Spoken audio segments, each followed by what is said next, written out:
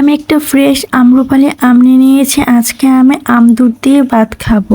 কার কাছে কেমন লাগে জানি না, আমার কাছে তো বেশ অনেক মজা লাগে। তো আমি আমার ইচ্ছা মতো ভাত নিয়ে নিয়েছি।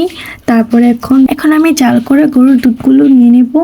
আমার কাছে স্বর অনেক ভালো লাগে। আমি তো মাঝে মাঝে দুধ জাল দেওয়ার পর আমি উপর থেকে হাত দিয়ে তুলে তুলে খাই।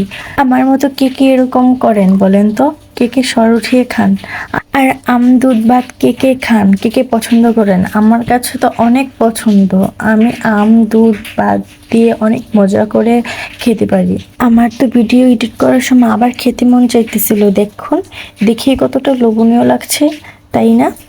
জানি না কার কাছে কেমন লাগে, আমার কাছে অনেক ভালো লাগা, অনেক পছন্দ আমার আম দুধ ভাত। আমি তো অনেক মজা করে খেয়েছি। বাহিরে অনেক বৃষ্টি হইতেছে, তাই বৃষ্টির অনেক আওয়াজ হইতেছে।